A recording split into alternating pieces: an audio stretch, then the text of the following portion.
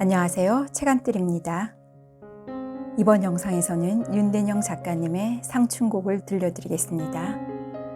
사랑하는 여인과 헤어진 후 7년 만에 해우를 하게 된 나는 벚꽃이 피는 4월 그녀와의 만남을 기다리며 편지를 씁니다. 작품에서 느껴지는 아름다운 봄의 향연 속으로 함께 들어가 보겠습니다. 상춘곡 윤대영.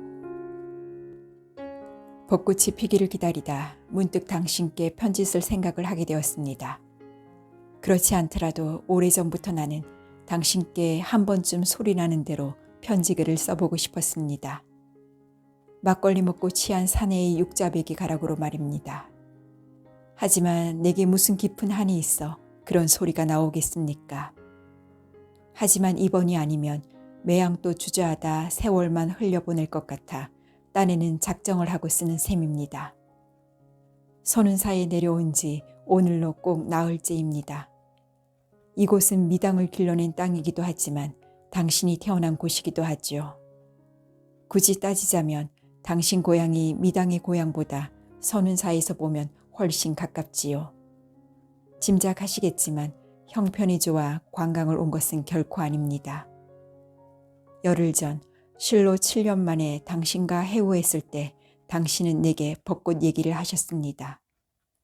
4월 말쯤 벚꽃이 피면 그때 다시 만나자고 말입니다. 솔직히 말하면 나는 그때까지 기다릴 자신이 없었습니다. 그래서 미리 남으로 내려가 벚꽃을 몰고 등고선을 따라 쭉 북향할 작정이었던 것입니다. 그리고 나는 그 개화 남쪽 지점을 당신의 고향으로 정한 겁니다. 이곳 선운사는 10년 전에 우리가 처음 인연을 맺은 곳이 아닙니까? 아무튼 갑작스럽게 찾아가서 당황했을 텐데 담담히 맞아주셔서 고마웠습니다. 사실 별스런 말을 나눴던 건 아니었지요. 당신은 눈병이 걸려 나를 마주보려 하지도 않았으니까요. 생각해보면 그때 미처 못한 말들이 있어 이렇듯 상춘객들 틈에 섞여 여기까지 내려온 것인지도 모르겠습니다. 이참에 얘기하자면 그날 못내 쓸쓸한 기분이 들었던 게 한 가지 있었습니다. 다른 게 아니라 당신의 그 목소리 말이지요. 처녀적 명주실 같던 목소리는 어쩐 일인지 집신처럼 변해 있었습니다. 3년 전에 이혼을 하고 나서 그렇게 됐다고 당신은 짐짓 태연한 얼굴로 말했지요. 그놈의 사람 종자 때문에 미치는 것들도 수두룩한데 그깟 목소리 하나 갖고 뭘요? 라고 말입니다. 하지만 그게 내 귀에는 어쩐지 슬퍼하고 노여워하는 소리로 들렸습니다. 그렇더라도 부디 남에게 보여지는 모습까지 나빠지지는 마시기 바랍니다. 아주 오랜만에 써보는 편지니 군데군데 그릇 깨지는 소리가 나더라도 행여 접지 말고 읽어주시기 바랍니다. 오늘부터 벚꽃이 피는 날까지 천천히 써나갈 생각입니다. 실은 엊그제부터 쓰고자 했는데 말문이 트이지 않아 얼굴을 납작하게 종이에 댄 채 한양 풀 먹는 짐승처럼 코만 킁킁거리고 있었습니다. 비바람. 당신은 더한 편 아니라고 알고 있지만 나 또한 그닥 사람을 즐겨 만나는 성격이 아니란 건 진작부터 아시고 계실 겁니다. 그게 지금은 좀 더 심해져서 아예 사람 만날 약속 같은 건 안 하고 사는 형편입니다. 그저 만나지면 만나는 거지 뭐 하고 사람에 대한 욕심을 잃고 산 지 이미 오래입니다. 그날 이노기 형을 만난 것도 따지고 보면 다분히 충동적인 일이었다는 것이지요. 이노기 형이 인사동에서 3인전인가 뭔가를 한다는 것은 엽서를 받아 이미 알고 있었지만 구태여 가볼 생각까지는 하지 않고 있었습니다. 그러다 전시회가 끝나는 날이었지요. 저녁 6시쯤 외출했다가 들어오는데 때마침 자동 응답기에 이노기 형의 목소리가 녹음되고 있더군요. 얼른 수화기를 들었어야 마땅했지만 나는 열쇠를 손에 쥔 채 물끄러미 전화기만 내려다보고 있었지요. 몇 년 만에 담벼락에 액자 좀 걸었는데 그래 끝까지 안 올 건감? 그림이야 볼 것 없고 밤새 술집에 앉아 있을 테니 그리라도 용케 들러다오. 차마 야속한 놈아. 전작에 있는 듯 쓸쓸하게 혀가 말린 소리로 야속한 놈이라고 생생하게 테이프에 감기는 소리를 듣고 있자니 갑자기 마음이 편치 않았습니다. 화전을 갈고 나온 사람처럼 목소리가 지쳐 있었던 것입니다. 꼭 이 남녀간에 생기는 일이 아니더라도 일을 벌이고 난 뒤의 느낌은 언제나 허전한 법 아닙니까? 나는 외출했다 들어온 모양 그대로 다시 집을 나가 아파트 단지에 있는 꽃가게에서 되는 대로 이 꽃 저 꽃을 섞어 말아쥐고는 택시를 타고 인사동으로 갔습니다. 비가 오려는지 거리엔 축축한 바람이 몰려가고 있었지요. 그게 아마 3월 25일이었을 겁니다. 그날에야 나는 어디선가 봄이 오고 있구나 라는 느낌을 받고 있었습니다. 꽃다발을 안고 우두커니 택시 안에 앉아 있으면서 말입니다. 화랑이 도착하니 벌써 문을 닫고 있는 중이었습니다. 내가 올 걸 정말 기대라도 하고 있었는지 출입문에 이노기 형이 굵은 사인펜으로 써붙인 메모지가 바람에 흔들리고 있더군요. 곧 비가 흩뿌리기 시작해 사인펜 글씨가 눈앞에서 흐려지며 금세 알아볼 수 없게 돼버렸지요. 조금만 늦었더라면 그날 나는 이노기 형을 볼 수 없었을 겁니다. 물론 다음 날 당신을 만나지도 못했을 테고 말입니다.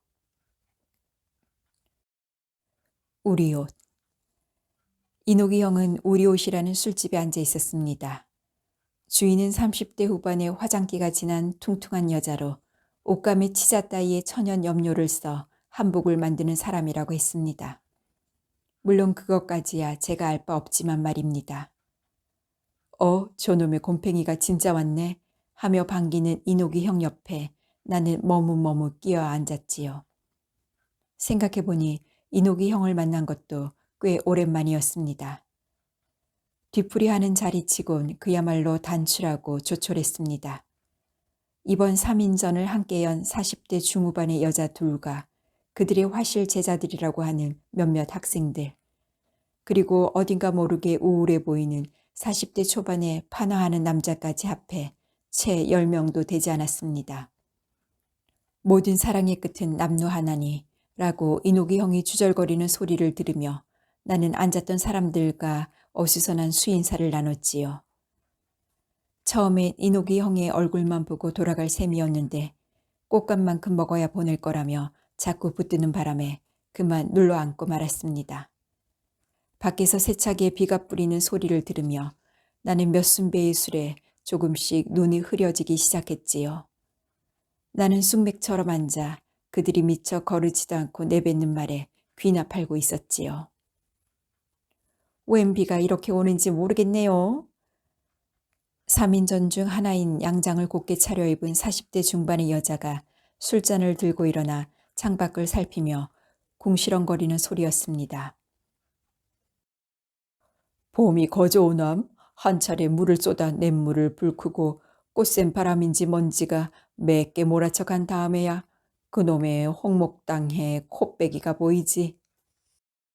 말본새를 보면 누군가 금방 알겠지요. 이노기 형은 술만 들어가면 사투리도 뭣도 아닌 이상한 투로 말이 변하지요. 말도 말그라. 낸 40이 넘어서야 봄이 무섭다는 걸 알았는기라.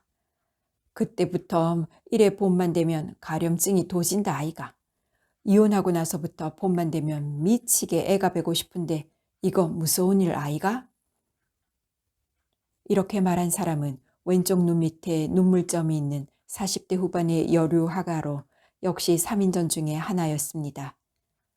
아닌 게 아니라 그녀는 아까부터 몸을 부스럭거리며 남이 보거나 말거나 허벅지와 겨드랑이에 침을 발라 문지르고 있었지요. 그들 셋이 어떻게 만나 전시회까지 열게 되었는지 모르지만 이물 없이 주고받는 말을 봐서는 매우 가까운 사이인 듯 했습니다.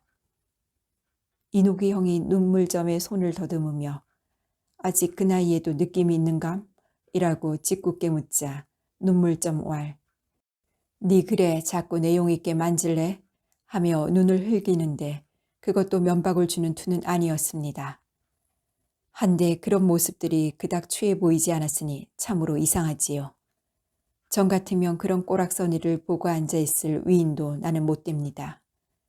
물론 농담을 주고받으면서도 서로 거리를 잘 유지하고 있었기 때문이었을 겁니다. 이어 9년 전에 대학 교수인 남편과 이혼했다는 예의 눈물점의 여자가 나의 심에 노래를 불렀지요. 그러고 나서 또 얼마간 봄 타령이 계속됐습니다. 이노기 형은 심지어 미당의 기촉도까지 외며 자리를 질펀하게 만들었지요. 시가 끝나고 나서도 이노기 형이 제 피에 취한 새가 기촉도 운다라는 구절을 자꾸 되풀이하고 있자 내 둔 가만히 있던 양장 화가가 대뜸 붉어진 눈으로 안 그래도 사람 심란해 죽겠는데 너 자꾸 그럴래? 라며 내가 가져간 꽃다발로 이노기 형의 머리를 내리치기도 했습니다. 덕분에 꽃모가지들이 여기저기로 마구 튀어 달아났지요. 그러다 자정쯤이 됐을까요? 누군가 화장실에 다녀오다 바깥문을 열고 거참 되게 상스럽네라며 뜻모를 소리를 씨부름거리는 사이 입을 꾹 다물고 마른 꽃처럼 앉아있던 파나가가 먼저 가고 얼마 뒤 제자라는 사람들까지 주섬주섬 일어나자 3인 전의 주인공들과 나만 남게 되었습니다.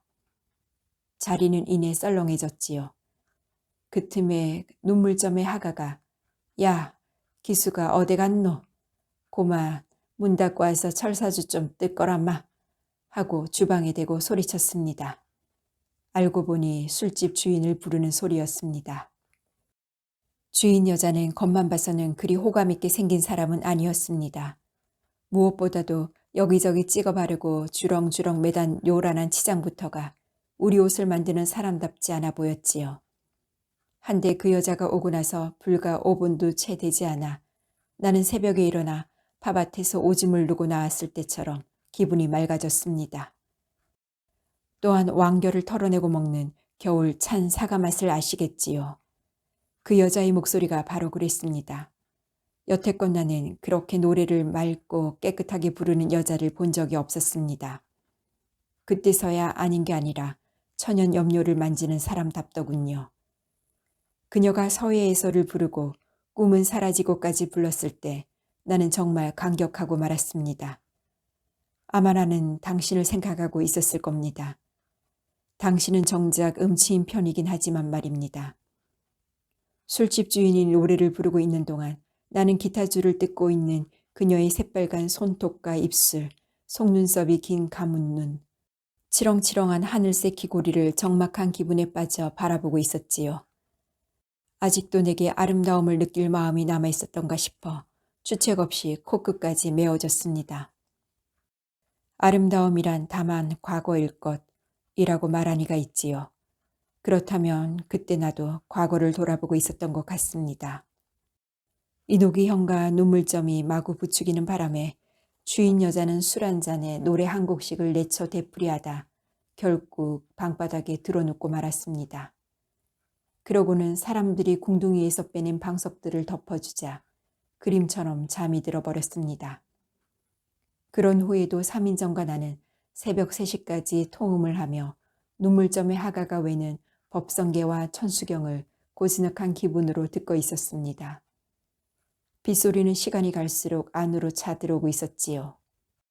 그 정멸하는 시간에 내가 무슨 생각을 하고 있었는지 당신은 아시는지요? 그것도 천연염료와 같은 것일 테지만 다름 아닌 연두색, 바로 그 추억의 빛깔에 대한 것이었습니다. 10년 전 봄, 내가 선운사 석상암에서 문지방에 목을 걸고 자빠져 있을 때 찾아들었던 연두빛. 그러니까 3월의 빛을 말이지요. 당신은 그 연두빛의 시간이 내 몸을 한참 달구고 있을 때 나를 찾아왔던 것입니다. 당신은 맨발에 집에서 어머니가 신던 흰 고무신을 신고 있었지요. 연두. 10년 전이면 우리가 26살 때군요. 돌아보니 참으로 기막힌 세월입니다. 그때 얘기를 하려면 우선 이노기 형과의 인연부터 짚어봐야겠군요. 아셨겠지만 이노기 형은 고등학교 때 내 담임 선생님이었습니다. 내가 대학에 들어가고 나서 이노기 형은 학교를 그만두고 포천 산정호수 근처에 있는 폐가를 사들여 개조한 다음 짐을 싸들고 들어가 그림을 붙잡고 늘어졌지요. 다음해 국전에 입상하고 내가 군에서 제대하고 복학하던 해 첫 개인전을 열었습니다. 당신과 내가 만난 것도 바로 그날이었죠. 더불어 그날 나는 백인옥 선생님이라는 사람 대신 인옥이 형이라는 사람을 새로 알게 됩니다. 나보다 10살 위니 경우에 따라선 이래도 저래도 좋겠지만 고등학교 때 담임 선생님을 형이라고 부르는 것은 어쨌든 도리라고 할 수는 없을 겁니다. 하지만 인옥이 형의 그 황소고집 잘 아시지 않습니까? 내가 왜 샌님이야?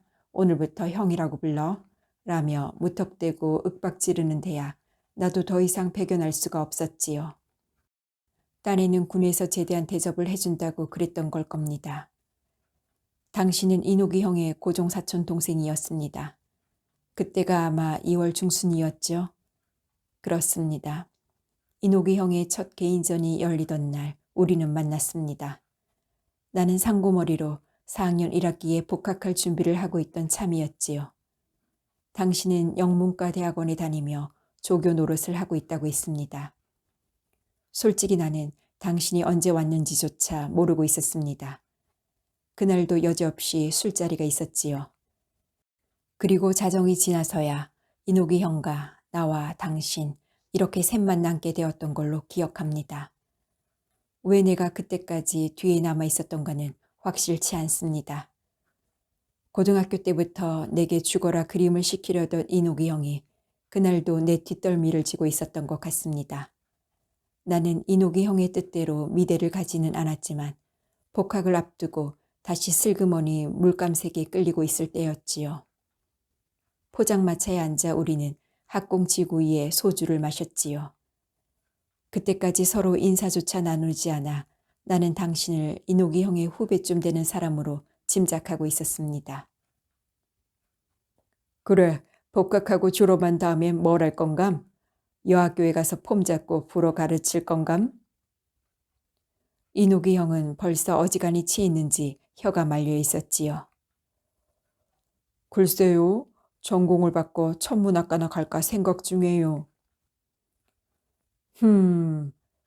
전방에서 별을 많이 보고 온 모양이구나. 괜히 쓸쓸한 얼굴이 되어 더 이상 묻지 않았지만 인옥이 형은 아직도 내게 무슨 미련이 남아있는 모양이었습니다. 그림을 했으면 너한테 라령이를 주려고 했는데 말이야. 그게 무슨 뜻인지를 몰라 나는 투명한 소주잔만 멀거니 내려다보고 있었습니다.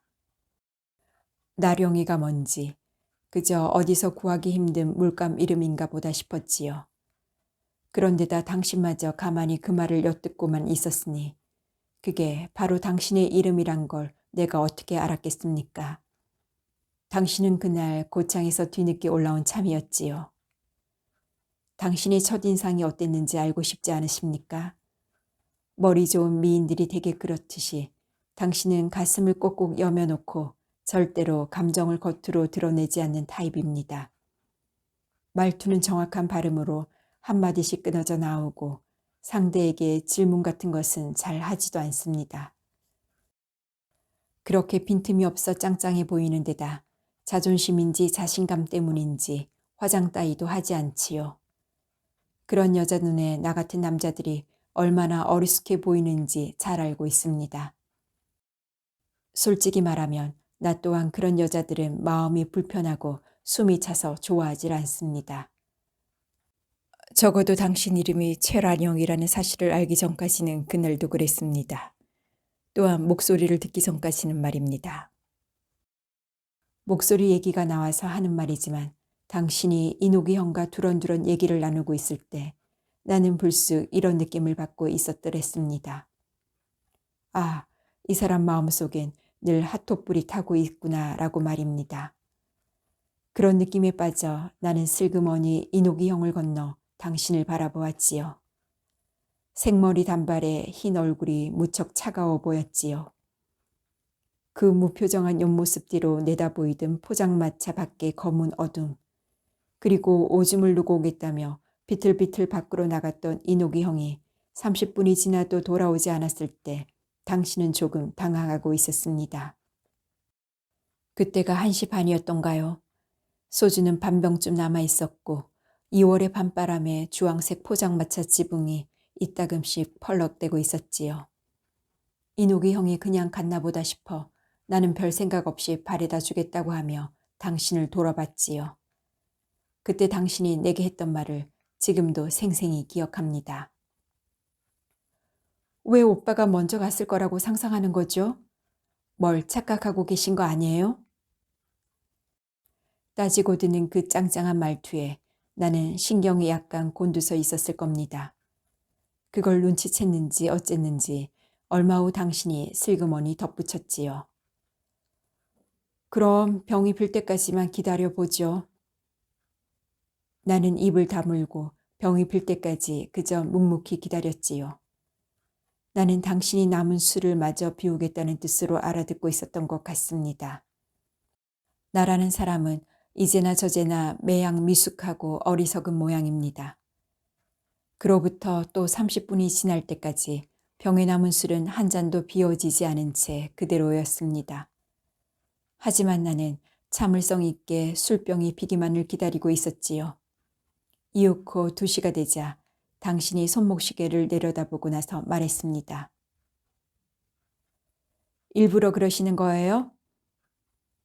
그러고는 사뭇 신경질적인 동작으로 소주를 따라 냉큼 입에 털어 넣었습니다. 뭐가 말입니까? 라고 물으려다 나는 그제야 당신이 말한 뜻을 겨우 알아차렸습니다. 이제는 그만 돌아가겠다는 뜻이었습니다. 당신이 거푸 2잔을 마시고 내가 1잔을 마시자 소주는 병바닥에 반잔쯤만 남게 되었습니다. 당신은 술에 약한 사람이었습니다. 소주 2잔에 손톱까지 금세 붉어졌습니다. 그때 내가 이렇게 말했을 겁니다. 이노기 형은 벌써 간 듯합니다. 괜찮다면 한 병 더 하고 가죠. 술이 더 먹고 싶어 그랬던 것 같지는 않습니다. 굳이 까닭을 들라면 그 붉은 손톱 때문이었을 겁니다. 그때부터 당신과 갑자기 얘기가 하고 싶어졌던 것입니다. 당신한테 감춰져 있던 그 화톱불을 손톱에서 훔쳐본 다음부터 말이지요. 당신은 어이없는 눈으로 나를 쳐다보았지요. 보기와는 달리 보통이 아니시군요. 아까는 재수생인 줄만 알았는데. 재수생이면 뭐 어떻습니까? 따지고 보면 아니라고 할 수는 없는 신세였지요. 아무튼 그럼 괜찮다는 뜻이구나 싶어 나는 소주 한 병을 더 달라고 했습니다. 당신과 말문이 트인 것은 그때부터였지요. 당신의 집이 선운사 근처라는 것도 그래서 알았습니다. 재수할 때 여기저기 떠돌다 선운사 석상암에서 며칠 묵은 적이 있습니다. 내가 이렇게 말하자 당신은 또 말을 비틀었지요. 재수를 한 게 역시 사실이군요. 그것도 하필이면 80년도 말에 말이에요. 변명이 되겠지만 고3 때 진로를 바꾸는 바람에 피할 수가 없었습니다. 고3 때 진로를 바꾸기도 하고요. 왜요? 갑자기 물감이 싫든가요? 그때 세상이 다 흑백으로 보였기 때문에 물감만 보면 헛구역질이 나오더군요. 그런 증상도 있군요. 자꾸 그런 식으로 말하지 마십시오. 사람에 따라선 분명 그런 증상도 있는 거니까요. 그럼 천문학으로 전공을 바꿀 거란 얘기도 사실인가 보네요. 모든 일이 그렇게 사실과 비사실로 나누어지는 건 아닙니다. 그 중간이라는 것도 있고 눈으론 당치 안 보이는 부분도 있게 마련이니까요. 요컨대 사람의 마음이라는 것도 다 그렇게 생겨먹지를 않았습니까? 이를테면 지금도 나는 캄캄한 하늘에 떠있는 별을 보고 있다 이 말입니다. 지금 절 유혹하는 거예요? 나는 봉숭아 꽃물을 들인 것 같은 당신의 손톱을 내려다보며 대받았지요. 아까부터 나는 그 반대라고 생각하고 있는 중입니다. 이어 엉터리 같은 자식 하고 당신의 입에서 나직한 신음이 흘러나왔지요. 한데 그 순간 왜 내 마음속에서 당신에 대한 연정이 불같이 치솟았는지 모릅니다. 포장마차 안에서는 카바이트 타는 냄새가 나고 있었지요. 당신은 금세 낯빛이 창백해져 짐승처럼 어깨를 떨고 있었습니다. 화도 나고 당황도 했겠지요.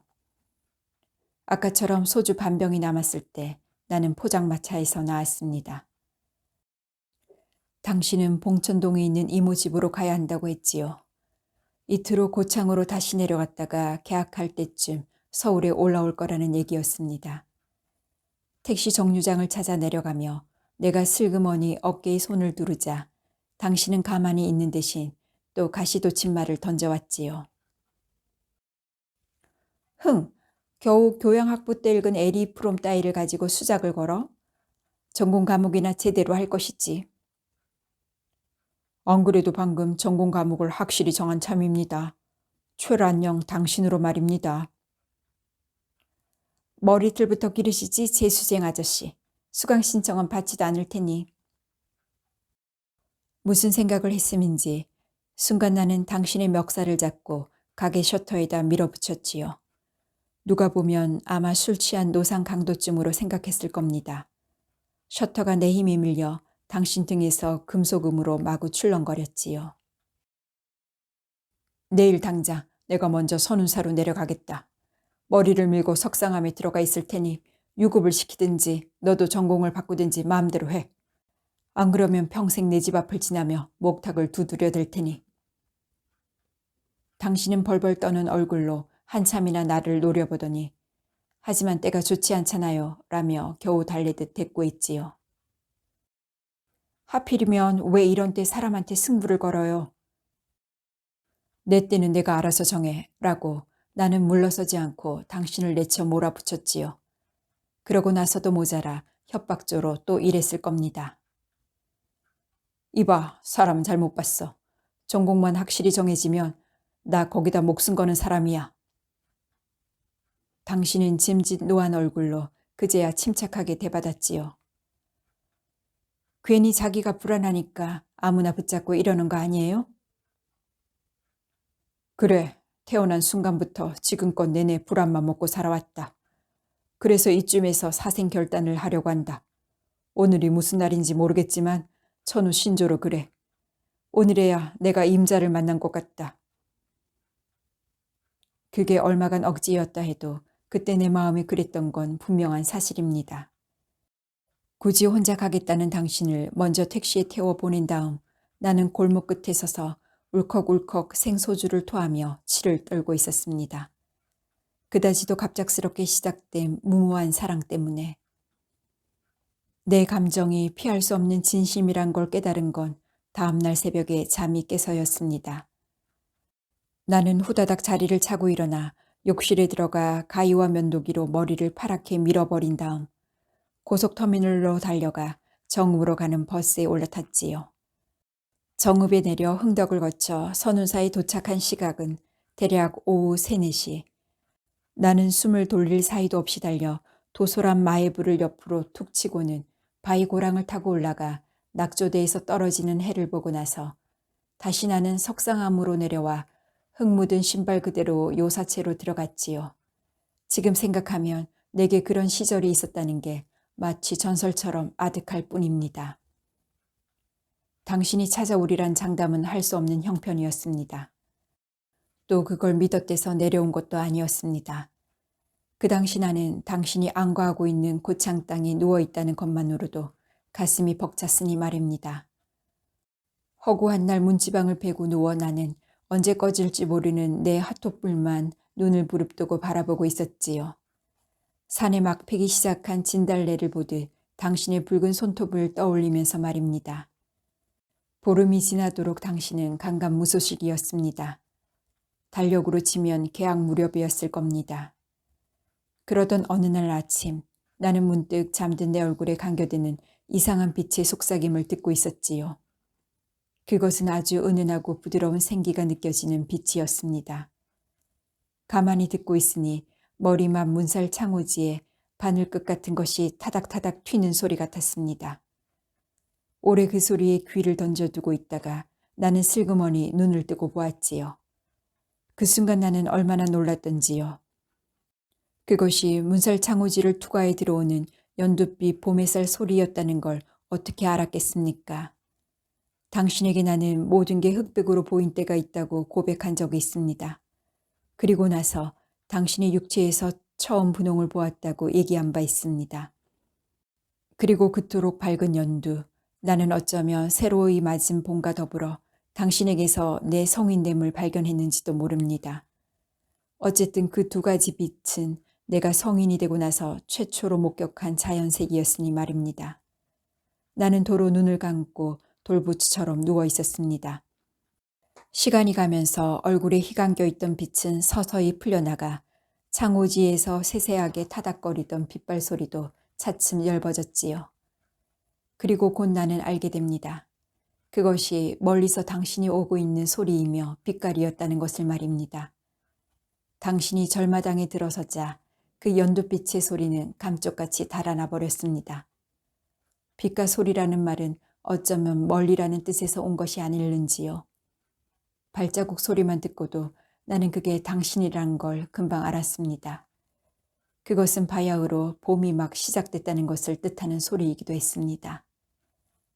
당신은 거침없이 마루로 올라와 방문을 열고는 안으로 들어와 나와 마주 앉았지요. 고무신을 신은 채로 말입니다. 당신의 얼굴은 형형한 빛으로 타오르고 있었습니다.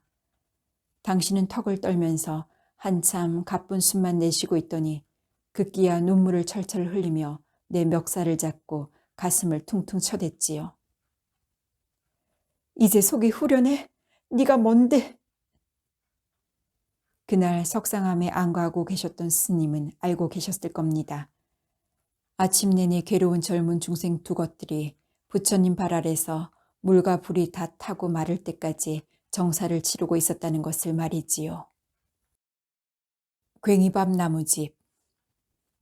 3인전이 끝난 다음 날 이누기 형과 나는 눈물정과 양장 화가를 새벽 4시에 해장국집에서 보내고 근처 여관에 들었습니다. 이러느니 차라리 일산으로 가자고 해도 이누기 형은 요런 마음으로 어떻게 마누라와 자식들이 도사리고 있는 집구석에 기어 들어가냐며 막무가내였습니다. 이누기 형을 혼자 여간방에 두고 나오는 게 마음에 걸려 함께 있는 꼴이 됐지만 나도 그 새벽에 홍제동 빈집으로 들어갈 마음은 없었습니다. 비는 여전히 세차게 퍼붓고 있었습니다. 봄비가 그렇게 모질게 오는 것도 참으로 오랜만이었지요.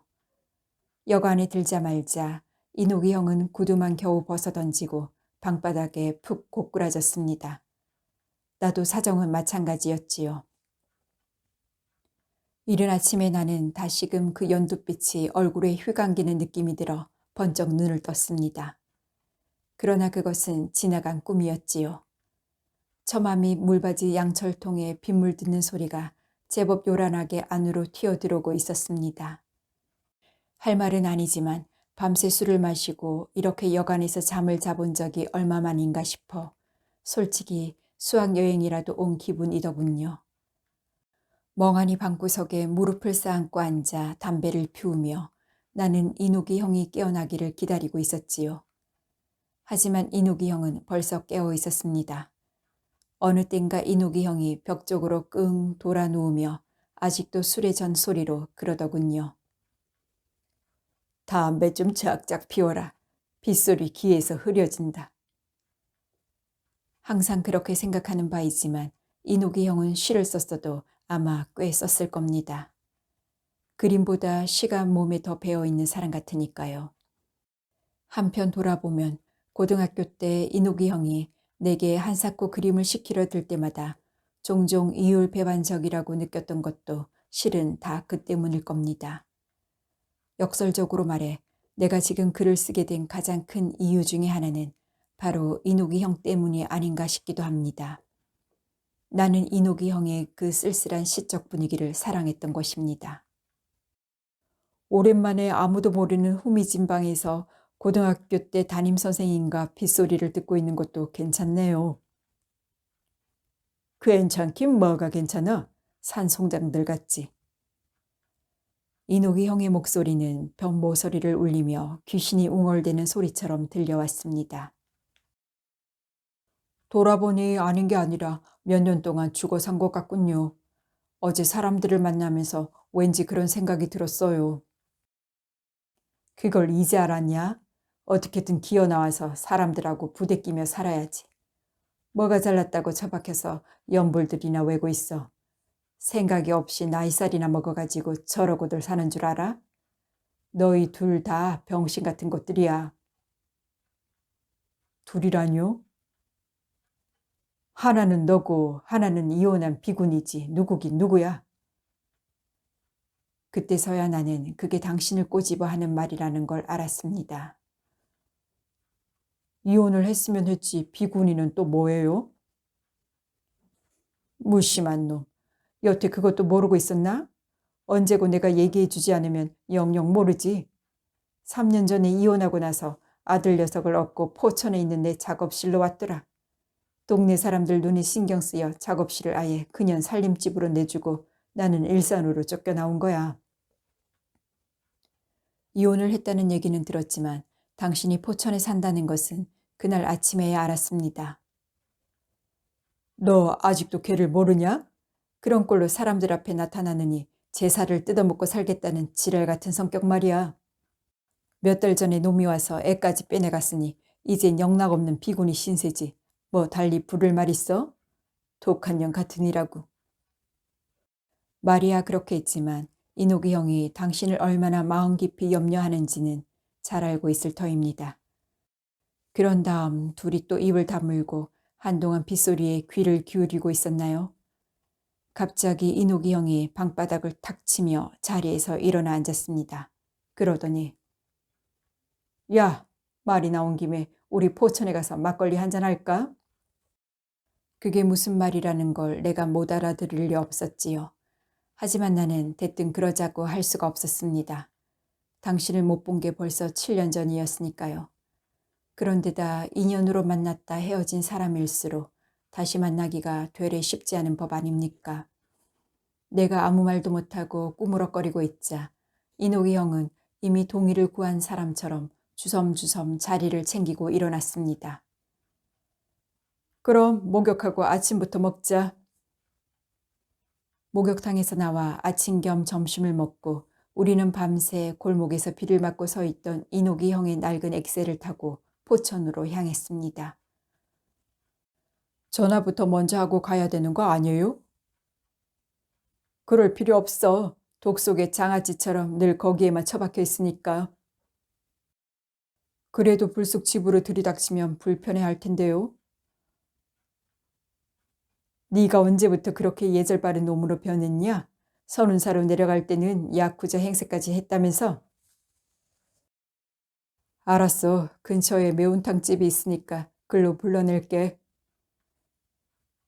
포천으로 가는 도중에 비는 서서히 그치고 있었습니다. 하지만 바람은 조금도 이울지 않고 거리의 나뭇가지를 사납게 흔들어대고 있었습니다. 봄은 산과 죽음이 만나 다투는 계절이야. 지금도 힘없는 노인네들이 도처에서 꽃을 보며 쓰러지고 있을 거야. 이렇게 말하고 나서 이노기 형은 무슨 생각을 하는지 포천에 도착할 때까지 줄곧 앞에서 달려오는 젖은 포도만 바라보고 있었습니다. 그리하여 북으로 가는 그 축축한 길 위에서 나는 다시금 지난 일들을 되새기고 있었습니다. 그날 정사가 끝난 다음 당신은 신발도 신지 않고 우물로 달려가 찬물을 몇 바가지나 들이켠 다음 넋이 나간 얼굴로 마루 위에 와 앉았지요. 그새 서쪽으로 비껴간 해가 산그림자를 던져 마루 끝이 젖어들고 있었지요. 이제부터 어떡할 거예요? 우린 이제 둘 다 26살인데. 방 안에 벌거벗고 누워있는 내게 당신이 물었지요. 등을 돌리고 앉은 채로 말입니다. 내일 일까지는 생각할 여지도 없었던 터여서 나는 방바닥에서 일어나긴 했지만 얼른 대답을 못하고 있었지요. 한참 후에나 나는 이렇게 간신히 대꾸했던 기억이 납니다. 내일 서울로 함께 올라가 방부터 얻어야지 어떡하긴 뭘 어떡해. 당신은 이내 칼칼한 목소리로 대받았지요. 마당을 노려보고 앉아서 말입니다. 그러고 난 다음엔 허구한 날 이렇게 대낮부터 짐승처럼 뒹굴잔 말이군요. 그럼 사는 게 다 그런 거 아닌가 라고 반문하려다 말고 나는 당신의 굽은 어깨만 쳐다보고 있었지요. 그때 당신이 내게서 무슨 대답을 듣고자 했는지는 지금도 확실히 알 수 없습니다. 뭔가 위대한 대답을 원했을 거란 생각은 합니다. 하지만 나는 미처 그런 대답을 준비하고 있지 못했던 겁니다. 그것은 지금에 와서도 마찬가지인 듯 합니다. 내가 요령부득인 상태로 마냥 입을 봉하고 있자 당신은 맥 빠진 소리로 말했지요. 뾰족한 수도 없는 주제에 겉멋은 들어가지고. 그러고는 마루에서 일어나 비틀비틀 석상암을 내려갔습니다. 다음날 나는 서울로 올라와 다니던 학과에 추가 등록을 하고 며칠인가 뒤에 전화를 걸어 당신을 만났습니다. 6.25 선언이 있던 해니까 학원 분위기는 학기 초부터 어수선했습니다. 시국만큼이나 당신도 이래저래 어수선한 모습이었지요. 나에 대한 그럴듯한 기대가 없어서인지 당신은 얼굴 표정부터 죽어 있었습니다. 고작 해야 당신과 함께 뒹굴며 먹고 사는 걸 기대하고 있던 내 입에서 그날도 뾰족한 소리는 나오지 않았지요. 당신이 꽤나 열심인 운동권이었다는 사실도 그때쯤 알게 됐습니다. 그리고 아직 현역이란 사실도 말입니다. 그 후 당신을 만나는 일은 점점 어려워졌습니다. 전화도 제대로 되지 않았고 심지어는 이모집을 찾아가도 만날 수 없었습니다. 시절 탓을 하고 싶진 않지만 분명 때가 좋지 않았던 것도 사실이었습니다. 나 또한 인생과 시대를 앞에 두고 주눅이 들 만큼 들어있었고 자격지심은 그만두더라도 짜증과 해이 섞인 고민 속에서 날마다 자학을 일삼고 살았지요. 81년도에 대학에 들어가 나도 어쩔 수 없이 돌멩이와 하염병을 던지다 군대에 갔지만 복학해서 그것들을 집어들 때는 웬일인지 손모가지의 감각부터가 달랐습니다. 쉽게 말해 나는 그 시절 시대에 기여한 바가 없다 해도 틀린 말이 아닙니다. 당신은 그런 내가 실망스러웠던 것입니까? 아니면 내 스스로가 당신이 내게 품고 있던 기대를 저버렸던 것입니까? 지긋지긋했던 여름이 6.29 선언과 함께 물러가고 가을 학기가 시작될 때 나는 어지간히 머리가 길어 당신을 찾아갔습니다. 그때 당신은 말했지요. 나를 사랑한다던 자는 내 인생의 가장 어려운 시기에 옆에 없었다고. 그러니 나와의 일은 재수없이 돌뿌리에 채였던 것으로 생각한다고 말입니다.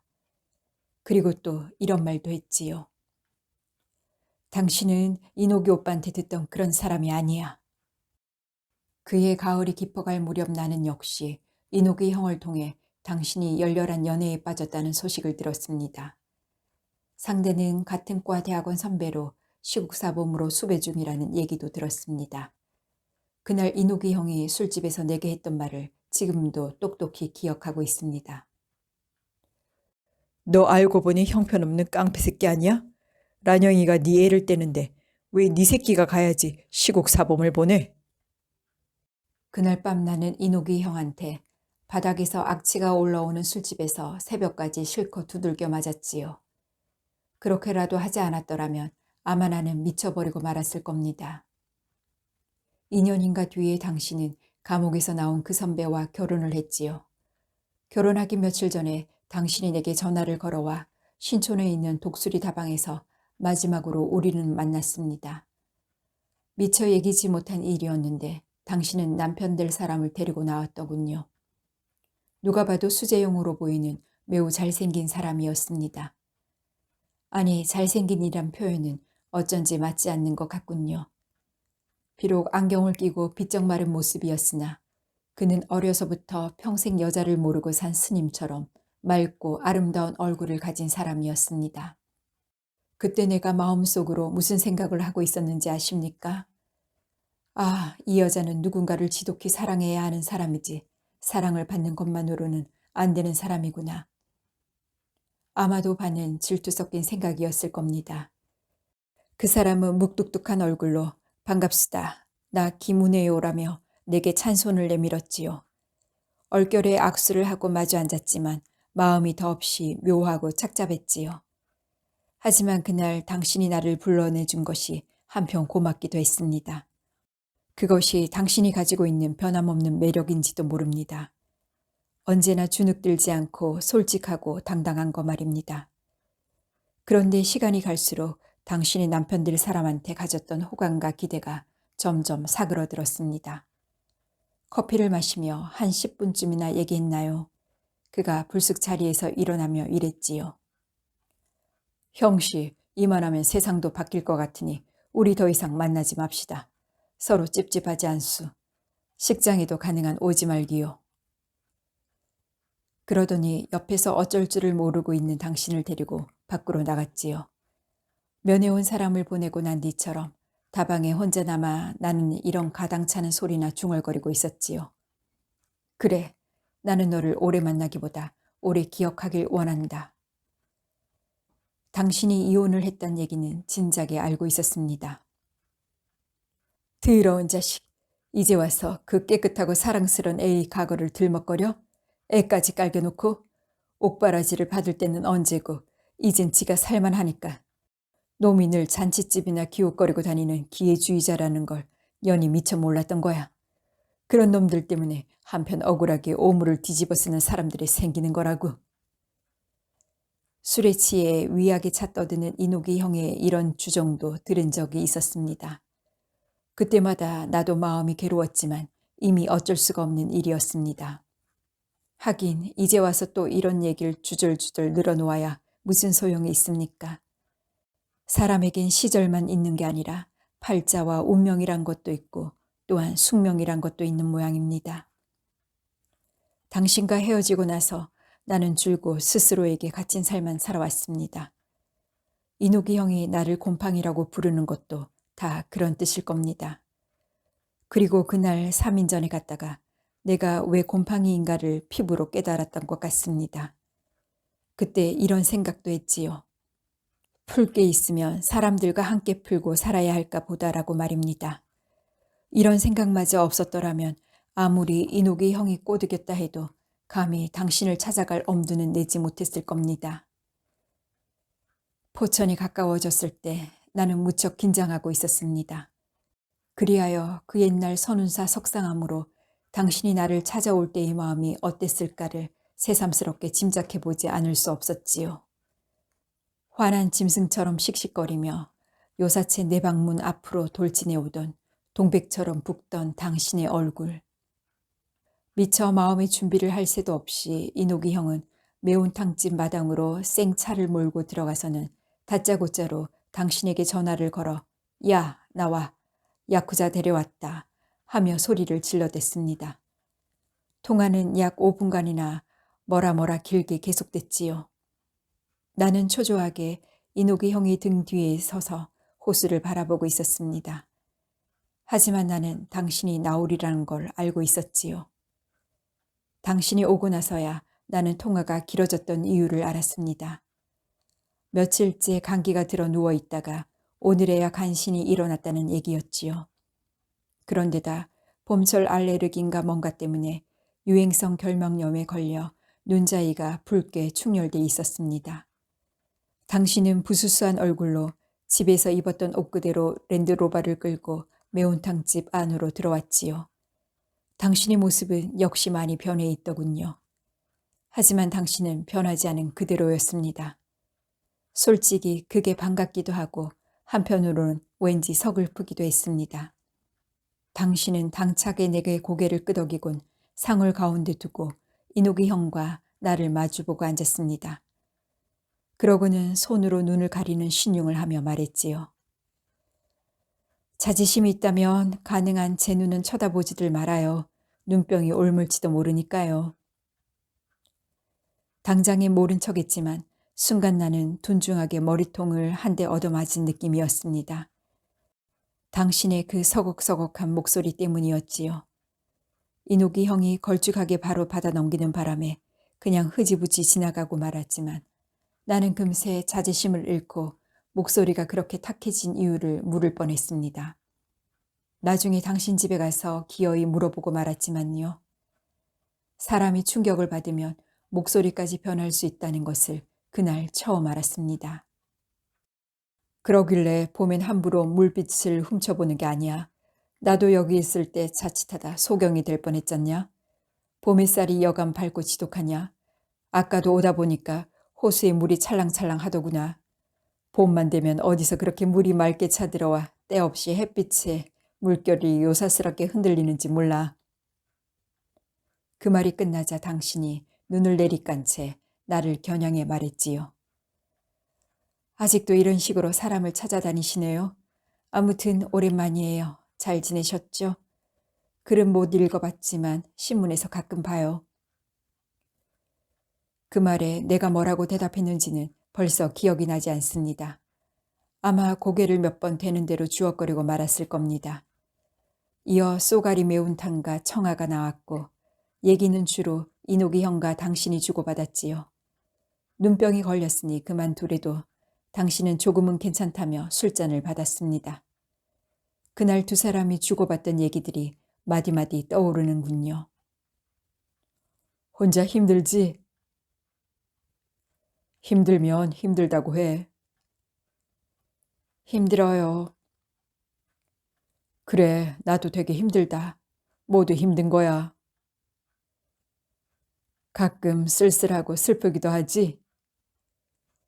그건 여고 때부터 그랬어요. 그래, 그것도 다 좋은 거야. 자꾸 이런 식으로 말해서 노했냐? 노하다니요. 그래, 이제 노하면 안 된다. 그동안 너무들 노하고 살았어. 게다가 잘난 척까지들 하고 말이야. 어때? 오랜만에 야쿠자 녀석 보니까 반갑지? 그만하고 이젠 옆에다 물어봐요. 그래서 말이 되튀어 내게로 왔지요. 반갑냐? 그야 늘 그렇죠. 얼씨구, 이것도 꼴에 사내라고. 아무튼 좋다. 자, 부딪히자. 그래서 셋이 술잔들을 부딪혔지요. 그때 얼핏 술잔을 든 당신 손을 보았습니다. 36살 된 당신의 손을. 하지만 고운 티는 아직도 남아있더군요. 이노기 형이 그런 날을 힐끗거리며 또 괜히 당신을 붙잡고 늘어졌지요. 너도 이젠 화장품도 찍어 바르고 손톱에 물감도 칠하고 몸에다 이것저것 매달아봐. 기본 인물이 있어서 아직은 어울릴 거야. 나이가 들어서 그런지 요즘엔 부쩍 그런 여자들이 이뻐 보이더라. 싫어요. 아직 그 정도는 아니에요. 술집 차릴 돈도 없고요. 그럼 뭘 해먹고 사는데? 배운 게 있어요. 영어를 한글로 옮기는 그 정도 일이죠. 그럼 됐어. 그 나이에 여자가 제밥벌이 하는 것도 이쁘고 신통한 거야. 욕하지 말아요. 이실직고 하는 거야. 그만해요. 먹다 남은 매운탕을 3번쯤 더 데우는 사이 청아도 서너 병 비었던 것 같습니다. 취하진 않았지만 어느덧 기분들은 조금 풀어져 있었지요. 술을 다 마신 다음 저녁을 먹자며 이노기 형이 공깃밥을 3개 시키자 당신은 입맛이 없다며 고개를 살레살레 흔들었습니다.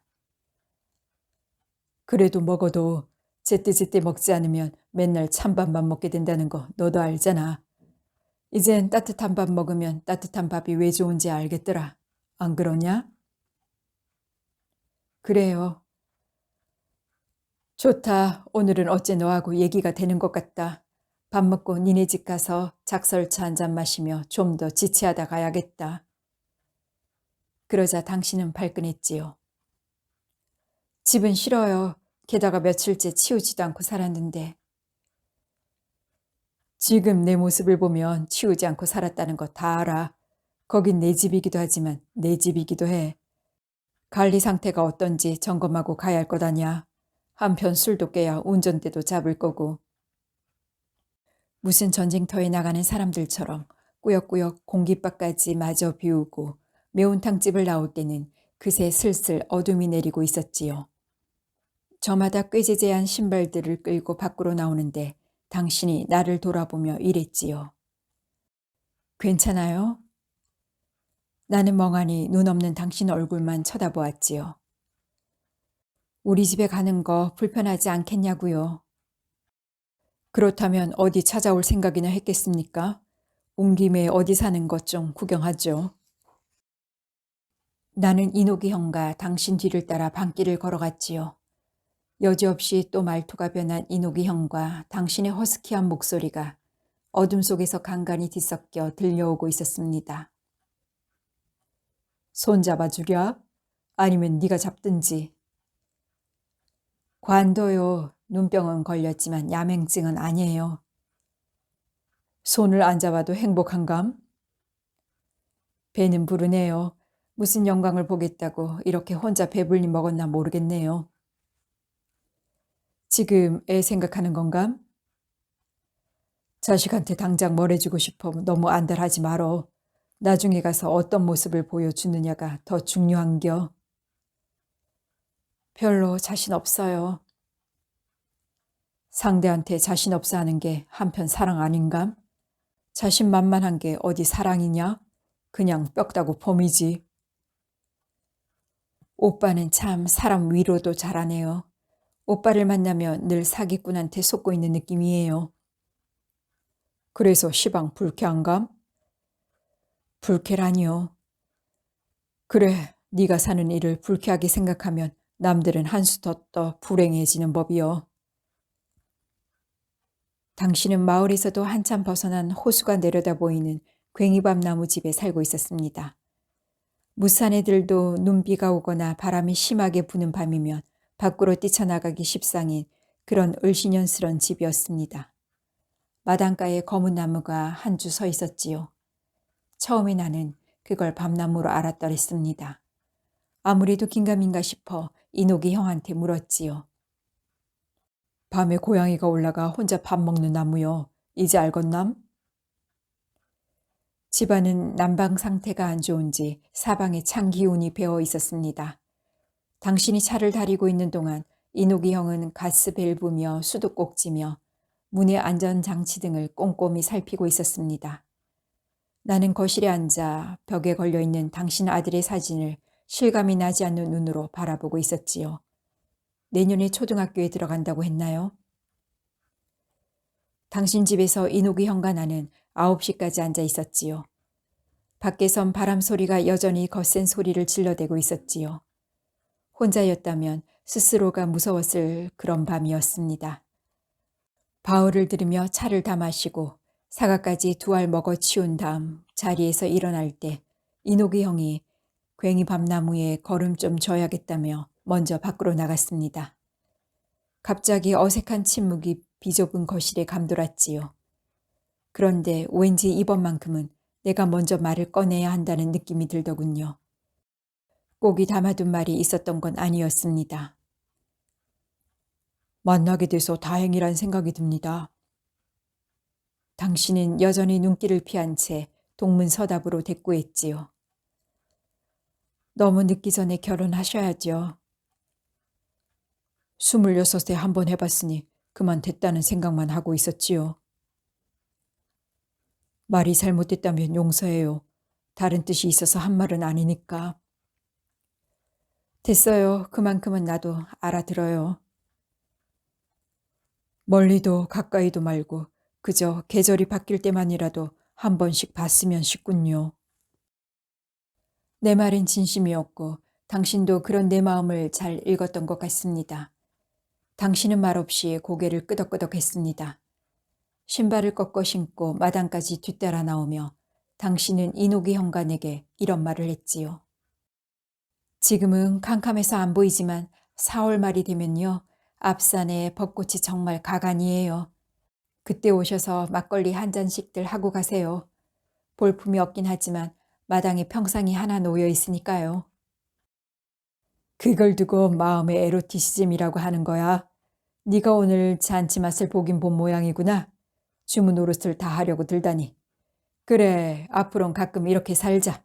그럼 야쿠자도 초대한 거지? 알아들으셨을 거예요. 술이 깼는지 이노기 형의 혀는 제대로 돌아와 있었지요. 괭이밥나무 아래서 우리는 헤어졌습니다. 당신이 손을 내밀며 내게 악수를 청했던가요? 그리고 역시 이런 말도 빠뜨리지 않았지요. 가자마자 손부터 씻어요. 눈병 옮을지 모르니까. 이노기 형과 나는 괭이밥 나무집에 당신을 혼자 남겨두고 밤길을 달려 다시 사람이 살고 있는 마을로 향했습니다. 돌아오는 차 안에서 이노기 형은 우리가 너무 설치고 왔나? 그럼 혼자 남은 사람은 뒤가 더 허전한 법인데 하고는 줄곧 입을 다물고 있었습니다. 그날 밤도 바람은 아직 눈도 안 뜬 거리의 나뭇가지들을 죽어라 흔들어대고 있었습니다. 바람은 며칠을 두고 계속됐지요. 나는 줄곧 집 안에 웅크리고 앉아 그 사나운 봄바람 소리에만 귀를 기울이고 있었습니다. 벚꽃. 선운사 동구로 내려온 것은 4월 초하루였습니다. 동백장 여관에 짐을 풀자마자 나는 벚꽃부터 볼 요량으로 밖으로 나갔지요. 하지만 여관 입구에서 매표소에 이르는 벚나무길엔 아직 꽃은 피어있지 않았습니다. 떠나오기 전에 이미 진해에서 올라온 벚꽃 소식을 들은 터인데 말입니다. 이놈의 땅덩어리는 이래저래 참으로 예민합니다. 땅거미가 지는 길을 더듬어 나는 내친김에 선운사까지 들렀다 나왔지요. 선운사 동백도 올해는 아직 피기 전이었습니다. 당신이 더 잘 알겠지만 선운사 동백은 기실춘백이지요. 해도 이때쯤이면 피는 법인데 올해는 절기가 일러 아직 봉우리뿐이라고 경내에서 만난 스님이 말씀해 주더군요. 절마당을 돌아 나오며 나는 그럼 필 때까지 기다려야지. 꽃이 피면 허이허이 그것들을 몰고 올라가 어느 날 아침 당신 앞산에 부려놔야지라고 생각하고 있었습니다. 물론 동백이 아닌 벚꽃 말이지요. 그러고 나서 태연한 얼굴로 당신과 함께 앞산을 마주보고 앉아 막걸리를 먹자고 말입니다. 참으로 어이없는 일이지요. 누가 나처럼 선운사로 벚꽃을 보러 내려오겠습니까? 물론 그것만 보자고 내려온 것은 아니겠지만 말입니다. 어쨌든 이곳은 내게 여러 겹의 인연이 겹쳐진 곳이니까요. 사람은 우연히 지나친 길이라고 해도 언젠가는 다시 그 길을 지나게 되나 봅니다. 서울에서 내려오는 길에 그런 생각을 했더랬습니다. 당신과 나 사이에 아직 끝나지 않은 무엇이 남아있는 것은 아닌가 하고 말입니다. 새삼스럽게 가당차는 말을 짓거리고 싶어하는 소리는 아닙니다. 아직은 그것이 무엇인지를 모르고 있는 형편이니까요.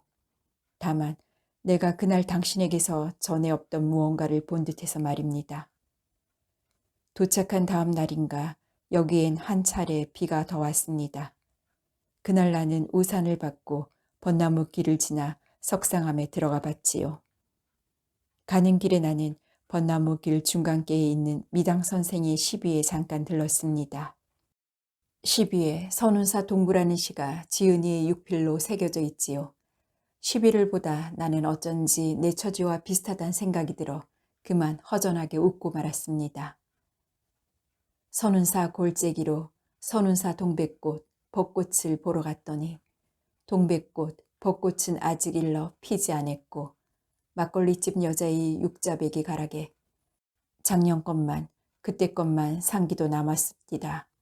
그것도 목이 쉬어 남았습니다. 석상암엔 그날 아무도 없었습니다. 스님은 외출하고 보살님 한 분만이 산신각에 앉아 향을 사르고 있었지요. 그 산신각 앞에 물에 젖은 수소나 몇 송이가 향내를 맡으며 샛노랗게 피어 있더군요. 아름답더군요. 이제 나도 꽃을 보면 왜 꽃이 아름다운가를 조금은 알 듯합니다.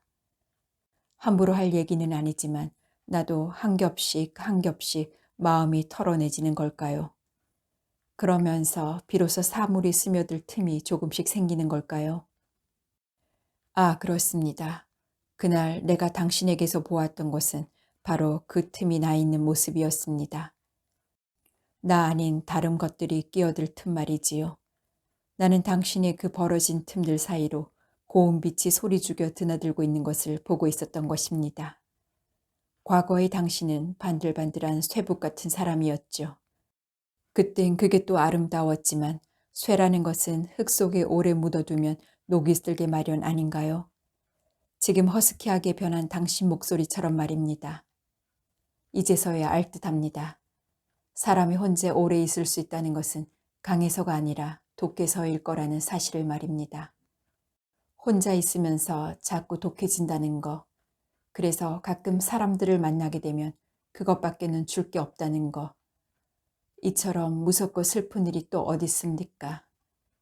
나도 이제부터는 조금 무뎌지기도 하고 발에도 가끔 대문을 비껴놓고 자는 버릇을 길러야겠습니다. 이노기 형의 말대로 우리는 그동안 너무 노한 채 세문 속에 자신들을 가두고 살아온 것 같습니다. 내가 지금 주제넘은 소리를 하고 있는 건지요. 그러나 저러나 벚꽃은 언제 필는지요. 동백장 앞마당에 한 주 서 있는 목련이 엊그제 터졌는데요. 아침마다 눈만 뜨면 벚나무 길로 나가보지만 꽃이 필 날을 짐작하기란 쉽지 않습니다. 여인네 하나. 석상암에 다녀온 며칠 뒤에 옛일을 생각하며 낙조대에 올라보았습니다. 바람은 찼지만 낙조대로 가는 길엔 봄빛이 따뜻하게 올라오고 있었습니다. 숲엔 이름을 모르겠는 보랏빛의 꽃들이 지천으로 깔려 있고 송악이며 차나무, 조리대, 맹문동, 마삭덩굴, 줄사철나무 같은 것들이 한창 눈을 비벼뜨고 있는 중이었습니다. 바위의 이끼에도 물이 올라 얼핏 보아도 분명 펄했습니다. 선운사를 지나 미륵교에서 벽골제와 도소람으로 갈라지는 길모퉁이에서 그날 나는 조그만 아기 돌부처를 보았습니다. 오랜 세월 풍화되고 지나는 사람들의 손까지 타 표정은 많이 달아 있었지요. 하지만 좀 떨어져서 보니 맑고 천진한 아기의 웃음이 아직도 뚜렷하게 남아 있었습니다. 그날 내 눈에 왜 아기 돌부처가 보였던가는 낙조대에서 내려오다 알게 됩니다. 낙조대로 가려면 우선 도소람, 용문구를 거쳐 지나가야 하지요. 도소람 입구에는 멀리서 보면 큰 우산처럼 보인다는 장사송과 진흥왕이 퇴위하고 나서 돌을 닦고 지낼 때는 진흥굴이 있지요. 그것들을 스쳐 지나 도소람에 도착한 시각이 오후 2, 3시쯤 됐나요. 마의 불이 있는 곳으로 돌계단을 따라 올라가다 나는 얼핏 동백이 피어 있는 것을 보았습니다. 착시였나 했는데 아니었습니다. 마의 불 옆에 서 있는 한 그루 동백나무에 무수한 꽃들이 매달려 있었던 것입니다. 정작 선운사 뒤편을 병풍처럼 두르고 있는 3,000그루의 동백나무들은 모두 입을 다물고 있는데요. 그날 내 눈에 왜 동백꽃이 보였던가 또한 낙조대에서 내려오다 알게 됩니다. 도소람 마의불에서 낙조대까지는 약 1km밖에 되지 않지요. 길은 험한 편이지만 용문굴만 지나면 바로 이마에 닿습니다. 몇 번 발을 헛디디며 낙조대에 올라나는 1시간쯤 머물러 있었나요? 해리라는 마을을 무연히 내려다보며 10년 전 그날을 반추하고 있었지요. 그땐 사랑 하나를 두고 제법 장엄한 마음이었지요. 낙조를 보려던 곳은 아니어서 해가 떨어지기 전에 나는 능선을 타고 참당암 쪽으로 길을 돌아 내려왔습니다. 참당암은 도솔산 중턱 대숲에 둘러싸여 있는 암자지요. 그처럼 깊고 조용한 암자는 우리나라에 아마 몇 없을 겁니다. 경내에 들어서는 순간부터 불제자가 되는 느낌에 사로잡히곤 하니까요. 30대 후반의 안학내를 본 것은 해질 무렵 참당암에서 선운사로 내려오던 길에서였습니다. 안학은 등에 사내 아이를 업고 있었습니다. 대여섯 살쯤 됐나요? 아이는 어머니 등에서 깊이 잠들어 있더군요. 여인은 나보다 먼저 참당암에 들렀다가 돌아 나가는 길이었습니다. 무슨 일로 여인네 하나가 아이를 업고 그 깊은 산 사이에 찾아왔는지 내 눈엔 그게 범상해 보이지가 않았습니다. 마치 아기 돌부처를 업고 내려가는 것처럼 보였으니 말입니다. 나는 여인이 뒤를 따라 선운사까지 내려왔지요.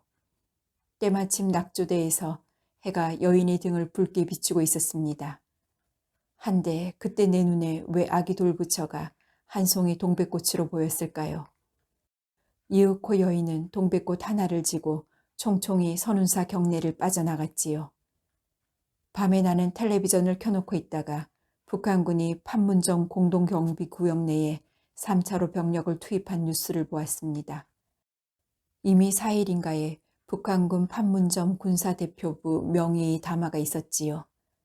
정치적 사건이 있을 때마다 서로가 늘 하는 수작들이지만 어쨌거나 뉴스를 보면서 나는 휴전선 아랭역에 살고 있는 당신 생각을 했더랬습니다. 그리고 밤이 깊어 불을 끄고 자리에 눕는데 아까 참당함에서 내려오다 본 아기 업은 아낙네가 천장에 불쑥 떠오르는 것이었습니다. 그날 나는 내내 당신을 보고 있었던 모양이었습니다. 아기 돌부처와 동백꽃, 그리고 얼굴이 안 보이던 아낙네 하나. 여인네 둘. 한 곳에 오래 있다 보면 비로소 안 보이던 것들이 눈에 띄게 마련인가 봅니다. 물론 마음이란 게 제 볼 것을 다 결정하긴 하지만 말입니다. 나는 거의 매일이다시피 벚나무길을 지나 선운사에 들어갔다 나옵니다. 가지마다 꽃눈이 조금씩 부푸는 게 보입니다. 그러나 언제쯤 망울이 터질지는 아직도 알 수 없습니다. 오늘은 길가에 노랗게 휘어져 있는 개나리가 보이더군요. 개나리 얘기를 하려는 게 아닙니다. 이랫동안이나 선운사를 드나들면서도 미처 보지 못했던 것이 하나 있었습니다. 그 얘기를 하려는 거지요. 선운사 옆에는 조그만 시냇물이 흐르고 있지요. 오늘 나는 거기서 잉어를 보았더랬습니다. 어째서 나는 매일같이 거길 지나다니면서도 그것들을 보지 못했던 걸까요? 손바닥 길이만한 것들이긴 하지만 20여 마리나 되는데요.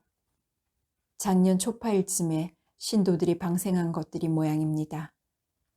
낙엽이 수북히 쌓여있는 물속에서 잉어들은 가만가만 꼬리를 흔들며 몰려다니고 있었지요. 나는 한참이나 느티나무 밑에 쭈그리고 앉아 물에 떨어진 내 그림자 안에서 노늘고 있는 붉은 잉어 한 마리를 들여다보고 있었지요. 그리고 그날도 나는 도소람에 올라가 동백을 보고 해가 질 무렵에 내려왔습니다. 내려올 때는 이미 땅거미가 져 잉어는 보이지 않았습니다. 그러나 나는 아까 앉았던 곳에서 어둑한 시내를 또 내려다보고 있었습니다. 왠지 목마른 심정으로 말입니다. 하지만 캄캄한 물속에 있는 잉어가 눈에 들어올 리는 없었습니다. 해서 담배나 한 대 피운 다음 나는 그만 돌아갈 양으로 다리를 풀고 일어났지요. 한데 조금 전에 내가 들여다보았던 바로 거기서 무언가 뿅 하고 물을 차고 나왔다가 들어가는 소리가 들려왔습니다. 순간 나는 이런 생각을 하고 있었습니다. 아, 아까 도소람으로 올라갈 때 보았던 그 잉어로구나. 그리고 도소람에 피어있는 그 동백꽃이구나. 아기 돌부처구나 하고 말입니다. 허나 저녁 어둠 속에 당신 모습은 보이지 않았습니다. 에벤 여인네를 본 것은 벚나무 길에서였습니다. 20대 중반으로 보이는 그 여인은 남편과 함께 불공을 들을 참인지 서둘러 절로 올라가고 있는 중이었습니다. 늦게서 올라가는 걸로 봐서 멀리서 온 듯했습니다. 여인은 곱게 화장을 하고 매와 무늬가 낭자한 원피스를 입고 있었습니다. 어여쁘더군요. 그녀를 보며 왜 내가 또 당신을 떠올렸을까요? 10년 전 내 아이를 가졌을 때의 당신 모습을 말입니다. 그 아이의 애비는 오늘처럼 엄마 옆에 없었지요. 그리하여 아이는 어느 날 돌부처가 되어버리고 도소람 동백 한 송이거나 잉어 한 마리로 환생해 오늘 내 눈앞에 나타난 것인가 봅니다.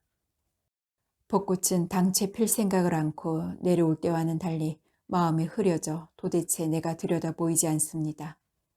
지금 내가 무슨 생각을 하고 있는 것입니까? 어쩐지 당신에 대한 내 마음을 속이고 있는 것은 아닌가 하여 내심 두렵습니다. 무엇 때문에 나는 여기 내려와 이러고 있는 것입니까?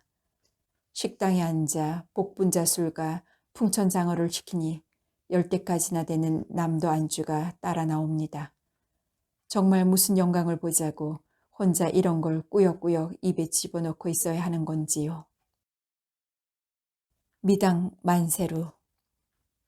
이 편지를 쓰는 동안 여기 내려온 지 그새 50회째가 됐군요. 울긋불긋한 상충객들로 이곳은 늘 만원입니다. 그리고 어제 나는 상충객들에 섞여 나처럼 꽃을 보러 온 노인네 한 분을 우연히 만났습니다. 달력으로 치면 4월 8일이었지요. 점심을 거른 터라 이른 저녁을 먹을 양으로 1층 식당으로 내려가는데 여관문을 밀치고 웬 노인네 부부가 지팡이를 짚고 안으로 들어섰습니다. 솔직히 나는 귀신을 본 줄 알았습니다. 그 양반은 다름 아닌 미당 선생이었던 것입니다. 그분의 고향이 암만역이라고 해도 참으로 기묘한 인연이 아닙니까? 나는 고창 사람이라면 당신과 미당 선생 둘밖에는 모릅니다. 그중 한 사람을 하필이면 헛배가 고픈 그때 만나게 되다니요. 몇 해 전인가 나는 어찌어찌한 일로 그분을 한번 뵌 적이 있습니다. 그러니 아무리 숫기가 없다 해도 인사까지 피할 수 없는 노릇이었습니다. 주뼛거리며 다가가 허리를 굽히고 인사를 드리자 선생은 누구신가 라면 저를 바라보셨습니다. 제가 누구라면 그분이 아실 리 있습니까? 해서 그런 연고를 말씀드렸더니 선생은 그때 일을 간신히 기억하시며 그래 그럼 한잔 해야지 하시고는 덥석 식당으로 저를 데리고 들어가시는 것이었습니다. 나는 그 간신히가 덥석보다 얼마나 기뻤던지요. 누가 뭐라 해도 나는 이노기 형만큼이나 미당 선생의 시를 좋아합니다. 마침 생각이 나서 가지고 갔던 민음사판 미당 시선집에 1996년 4월 8일자 사인까지 받고 나는 약 2시간 정도 그분과 식당에서 맥주를 마셨습니다. 알고 보니 선생은 매년 이때쯤 고향에 성묘차 내려왔다가 어김없이 동백장에서 하루 머문 뒤 귀경한다는 얘기였습니다. 물론 그참에 동백도 보시고 말입니다. 한식이 나흘이나 지났는데요 라고 말씀드리려다 나는 그냥 묵묵히 있었지요. 한식일에 못 맞춘 무슨 사정이 있으셨겠지요. 제가 여드레째 여기서 묵고 있다고 하자 선생은 그래? 그럼 동백은 폈던가? 라고 눈을 가늘게 뜨고 물으셨습니다. 아직 안 피었습니다. 도설한 마애불 옆에 만개한 동백 한 그루가 생각났으나 그걸 물으시는 것은 아닐 터였습니다. 선생은 올해도 당신이 쓴 선운사 동구라는 시나 외고 돌아가실 형편이었지요. 이노기 형과 내가 포천으로 당신을 찾아갔을 때 그랬듯이 막걸리가 맥주로 변하긴 했지만 말입니다. 그래. 하지만 나는 벌써 보고 가네. 수선화는 피어 있습니다. 수선화라. 아냐, 그건 석산이라 부르는 걸게야. 수선화가에 딸려 있긴 하되 아니지. 근데 자넨 뭘 하러 여길 내려왔는가? 전에 뭘 쓴다고 했던가? 나는 차마 벚꽃을 보러 왔다고는 말씀드릴 수가 없어 이래저래 얼버무리고 말았습니다. 선생은 더 이상 묻지 않으시고 상에 놓여있는 더덕구이, 산초열매, 가죽 나뭇잎 볶음과 도토리 묵 등을 들어보라시며 반찬 접시를 자꾸 제게 밀어놓으셨습니다. 술을 드시면서도 선생은 아마 동백을 보고 계셨는지 모릅니다. 나는 보지 못하고 그저 생각만 하고 있었습니다. 벚꽃 말이지요. 나는 그날 선생으로부터 많은 얘기를 들었습니다. 가령 만주사하라는 꽃이 있는데 옛날 부안 앞바다에 인도배가 난파돼 거기에 타고 있던 사람들이 우리나라에 들어와 그 꽃나무를 옮겨 심었다. 아직도 이 근방 어딘가에 어느 계절인가에 피고 있을 거다라는 식의 얘기였습니다. 선생은 또 선운사 영산전에 목조 삼존불에 대해 말씀해 주시더군요. 그때까지 영산전에 대해 내가 알고 있었던 바는 석가 열의 자상을 가운데 모시고 양쪽에 아랑가섭의 양엽시 보살을 세웠다는 것뿐이었습니다. 여기 더 있을 거면 흐린 날 다시 들어가 봐. 그게 향나무로 만든 거거든. 그래서 날이 흐리면 공기가 무거워져 영산전에서 흘러나온 향내가 경내 전체에 그윽하거든. 선생은 술잔을 들고 이런 얘기를 하며 껄껄 웃으셨습니다. 그러다 나는 대웅전 앞에 서 있는 만세루에 대해 듣게 됩니다. 그때 내 마음과 귀가 비로소 환하게 열리고 있었다면 당신은 믿겠습니까? 선운사가 백제 때 지어졌으니 만세루도 아마 같이 만들어졌겠지. 그러다 고려 땐가 불에 타버려 다시 지으려고 하는디 제목이 없더란 말씀이야. 그래서 타다 남은 것들을 조각조각 이어서 어떻게 다시 만들었는디 이제 다시 없는 걸작이 된 거지. 일본의 무슨 대학 교수인가 하는 사람도 여기 와서 이걸 보고는 척 알아냈어. 불심으로 치자면 도대체 이런 불심이 어딨냐는 거야. 그래서 일행가 여드랭가를 여기 묵으며 날마다 만세로에 가서 절을 하다 갔더란 말씀이야. 그리고 나서 선생은 또 껄껄 웃으셨지요. 매표소에서 파는 입장권 뒷면을 보면 선운사는 백제 위덕왕 24년 검단 대선사와 의흥국사가 창건하여 조선 성종 3년 행호선사가 중건하였으나 정유재란으로 소실된 것을 광해년 6년에 재건하였다고 되어 있으니 만세루에 대한 기록은 따로 없다고 보아야 합니다. 또 백제 때 대웅전과 함께 지어졌다고 해도 조선 때 소실돼 재건하였다고 되어 있으니 고려 때라는 말은 사실 찾아볼 수 없는 셈이지요. 하지만 연표 따위가 뭐 그리 중요하겠습니까? 나는 그 말씀 하나를 듣기 위해 이때까지 여드레를 기다려 선생을 만났다는 느낌마저 들었습니다. 선생은 저녁을 마치고 다음 날 아침 정읍에서 8시 반 기차를 타야 한다며 방으로 올라가셨습니다.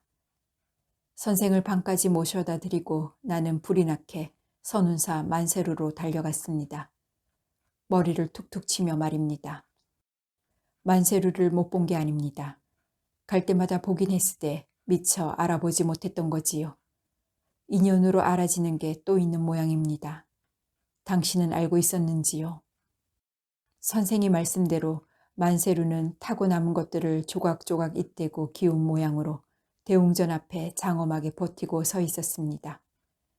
어느 기둥 하나 그야말로 온전한 것이 없었습니다. 이미 사이가 어두워진 경내에서 나는 숨소리조차 크게 내지 못하고 서 있었지요. 무사람들이 무심할 리 없듯이 무사물도 무심히 보면 그저 안 보이고 마나 봅니다. 캄캄한 어둠 속 어쩐지 환해진 마음으로 경내를 돌아 나오다 나는 기이한 느낌에 사로잡혀 흘끗 뒤를 돌아보았습니다. 그리고 나는 보게 됩니다. 만세루 안에 하얗게 흐드러져 있는 벚꽃의 무리를 말입니다.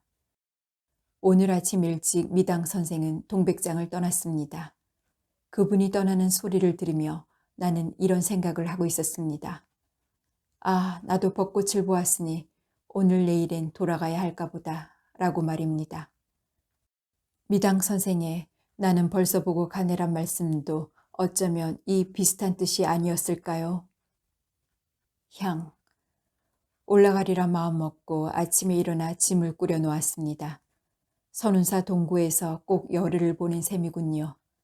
떠나기 전에 맞았습니다. 조금 전에 나는 만세루를 다시금 참견하고 돌아왔습니다. 거긴 어떤지 모르겠지만 여긴 어제 오늘 날이 무척 흐려 있었습니다. 그리하여 공기가 무거워진 선운사 경내는 영산점 목조 3존불에서 퍼져내린 향내로 이틀이나 내내 신비한 빛에 쌓여 있었습니다. 그 향내에 발목을 묶고 나는 생각했지요. 이제 우리는 가까이에선 서로 진실을 말할 나이가 지났는지도 모른다고 말입니다. 우린 진실이 얼마나 무서운 것인가를 깨달은 지 이미 오래입니다. 그것은 한편 목숨의 다른 이름일 겁니다. 그러니 이제는 아무 때나 아무 곳에서나 아무한테나 함부로 그것을 들이댈 수 없다는 것도 잘 알고 있습니다. 아니, 오히려 가까운 사이일수록 그것은 자주 위험한 무기로 둔갑할 수도 있다는 것을 여기 와서 알게 됐습니다. 이제 우리는 그것을 멀리서 얘기하되 가까이서 알아들을 수 있는 나이들이 된 것입니다. 그러고 난 다음에야 서로의 생에 대해 다만 구경꾼으로 남은들 무슨 원한이 있겠습니까? 마음 흐린 날 서로의 마당가를 기웃거리며 겨우 침향내를 맡을 수 있다면 그것만으로도 된 것이지요. 오늘 벚나무 길에서 보니 며칠 안짝이면 꽃망울이 터질 듯합니다. 거듭말하지만 나처럼 꽃을 보러 온 이를 만나 만세로 얘기를 들은 것은 참으로 커다란 기쁨이었습니다. 그날 내가 보았듯이 벚꽃도 불탄 검은 자리에서 피어나는 게 더욱 희고 눈부시리라 믿습니다. 물론 그게 당장 일리는 없다고 하더라도 말입니다. 그만 접습니다. 처음 쓰고자 했을 때 생각했던 것보다 소리도 너무 요란하고 더군다나 금방 읽기에는 길고 지루한 편지가 되고 말았습니다. 당신은 여인이니 부디 어여쁘시기 바랍니다. 추신. 아, 그리고 이노기 형이 그날 당신에게 했던 말이 생각나 오늘 벚나무 길 좌판의 어떤 아주머니한테서 동백기름 한 병을 샀습니다. 나중 어느 날이라도 생각이 변하고 마음이 바뀌면 머리에 한번 발라보라고 말입니다. 당신 앞산에 벚꽃이 피면 그때 찾아가서 놓고 오지요.